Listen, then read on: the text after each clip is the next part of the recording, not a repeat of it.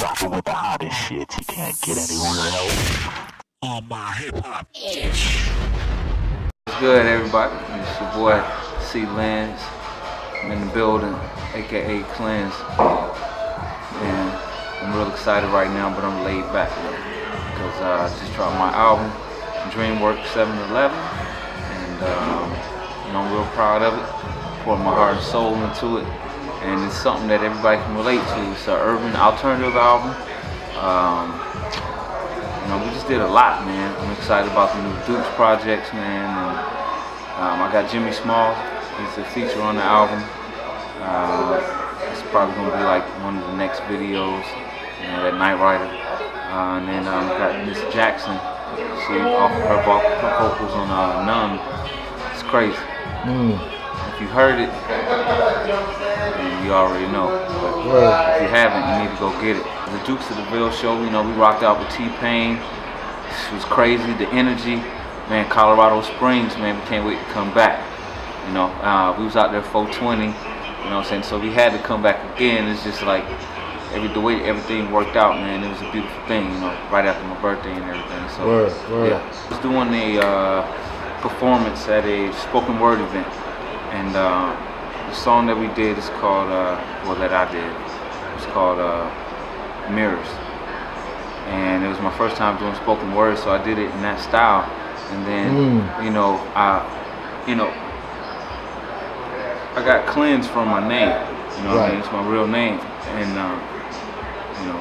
y'all catch on later. Right. But, the guy that was hosting, after I finished doing it, actually before I went on, he called me out and everything. And he said my name wrong though. How you and say he your gave name, me the name CLenz. I was only putting my initials, CLenz. Right. You know what I mean? And he called me CLenz, but I liked it though. You like, fuck it, I'm not the wrong with that. Yeah, because it's like how I feel right now, you know what I mean? Yeah. So that's why we went ahead and dropped the record. And I keep saying we because it's a team, It's a team effort, man. Right. It was just something I just had to get off my chest, you know what I mean? And then it's just another way to connect, we got the Dukes of the Ville projects popping off, for real, man, like the Heads in the Sky, and that's where it came about, because I was like putting together, what our album's gonna be, coming out, this year, It's like to finally put that full project out, because we went overseas in 2012, 13, and we made our presence known, with the Heads in the Sky. And so we was working on the 2.0, and while we was putting together those songs, I was like, man, I've been demoing all these songs, and trying to get them out, to other artists and everything, building up the catalog and everything. So I was just like, man, I got so many of these songs, and James being out of overseas and everything, and shoot, man, just promoting out there in Africa and London, I was like, well, at home, let me just do what I do. So I just kept on performing, and I need songs to perform, So while I was putting together that album, and I was looking at the demos, and I was like, yo, this is a great way for this to be heard. And I was just like, yo, let's put this out right now, on some Frank Ocean type deal, And, he went out with a alias name, and he put out this mixtape, and when I heard it, I loved it, because it was like he took some old songs, and then he like mixed it with his own flavor. Later on he had to like deal with it legally and everything, but I did everything I could on my end to make sure everything was cool, and I made all my contacts, and it was like, hey, it was right after my birthday, so it was like, man, this is the time. I can't even argue with that, what I mean? Here we are. Well, our next concert is in October in Hinesville, Georgia. We're going back home, and that's the biggest story of it all. We haven't been home in a very long time. Speak on it, man. Speak on it. You know what I'm saying? So this was like since high school, bruh. Wow. You know what I'm saying? We ain't been back home, and tell everybody who's not familiar with Hinesville, Savannah area. Give what that's about. And what going home means. Explain that. Okay. Well, to me, Hinesville is a place where, with me being, one of those guys that grew up in the military family, you know what I mean? So traveling, moving around, every time you move around, you gotta like reestablish yourself, you know what I mean? You build new friends, you gotta like prove yourself every single time. So I think, you know, when finally got to Hinesville, it was just like, okay, this is where we're gonna be at, you know what I mean? So I was able to, you know, I met James, and, you know, shoot, man. I came from a unique perspective, I say, you know what I mean? And me and James, we met in the baseball field on something that we both can relate on, you know what I mean? So, you know, competing in that way, and then afterwards we get to talking and joning and doing all that type of stuff, and then we got to singing one day, man, and then we recognized that, hey, you know what I mean, let's you know, harmonize. I like when you do it, so now every opportunity we get to do it, let's do it. And then we got the local talent shows, and we started doing that, and you know what I mean, at the time, like the music then was really about showing your style, you know what I'm saying, a vocal, you know what I mean, the harmonies, you singing to the ladies, you know what I mean, people weren't scared to like show some affection, some love, you know what I mean, some emotion, you know what I mean. So you know, moving forward, man, you know, we got our name from Hinesville, Georgia.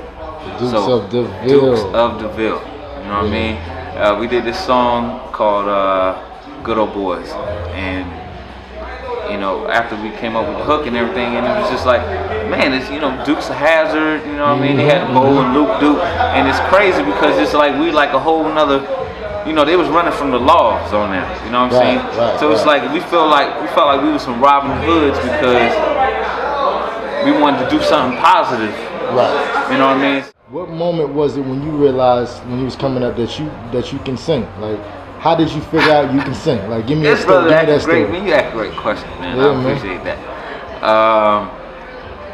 When I was probably like 10 years old, bro, and I would say probably watching. It's kind of, you know, that was a long time ago, but ABC, The Boys. The Boys, yeah. Man. And then you just singing at home, you know what I mean? Just listening to what my roots is based on. You know, gospel music, contemporary gospel, commission, the whinings. You know what I mean? That's where you discover, like, I think just because you love those songs, you end up singing them so much, you know what I mean? And for me, music comes to me a certain kind of way, so like melody, it locks in even before I even know the words, you know what I mean? Man, in high school I was probably like in about 3 different groups, you know what I'm saying? There's one with me and James and Kenny and Tim and me, James, Kenny, Tim, and I got his face start with a V, bro. Anyway, Quiet Storm was the original group, bro.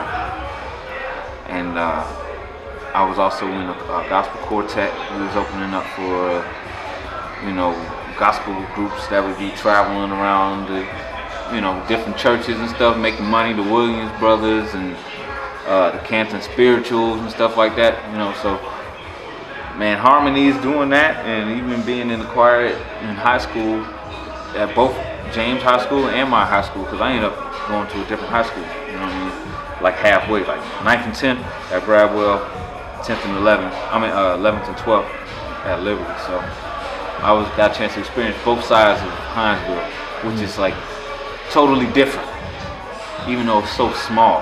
Gotcha. You know what I mean? Like when you go to my school, it's more so like you're dealing with the natives there, you know what I mean? And then you start to see how things operate. You know, it's the South, bro. You know what I mean? They got plantations out there, and you got your military base there. So it's 2 very different situations, but you know. Gotcha. Man, this is a cool interview, bro. You got any more questions? Hey, man, I can go on for days, man, but yeah, man. You got this shit raw and real, man. I ain't even edge up, you know what I'm saying? It's all good. We raw and funky right now. It's all good. It's all good, brother. On that note, you mind if I take a sip? Go ahead, take your sip. What you sipping on? I got my red cup right here. What you sipping on? I'm sipping on whoever want to, you know, endorse or whatever, you know. No doubt. They ain't cutting no check. You can't let nobody know what it is. Okay, hypothetically speaking, I mean, you prefer white or dark? Dark. Dark. Why dark? Well, you know, it depends on the mood, but I always go dark. Gotcha. But Yeah, it depends on the mood. Like the light is just like you got tequila, and you got your vodka. The vodka don't ever really get you there. It's not strong enough for me, so you got to drink more. I ain't trying to tear my liver up, you know what I mean? So try to drink my water. But that brown to get you right, this has got to be a special occasion though. So every time I'm doing a special occasion, more than likely, yeah, that brown is what it is. Dukes of the Field is where you can find us on YouTube, Twitter, Facebook, and also on Instagram. I do have an Instagram page. It's called The Real Ricky B. Suave. You can go there and see what pictures I've been doing. And then we also on Facebook, Rick James, if you want to go there too. That's what it is. That's the name of the game. Peace. You rockin' with the hottest shit. You can't get anywhere else. On my hip hop ish.